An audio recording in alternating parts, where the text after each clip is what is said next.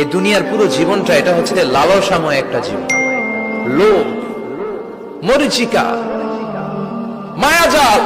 এই মায়াজালে আমরা আটকে আছি, ফলে মৃত্যুর কথা আমরা ভুলে গিয়েছি।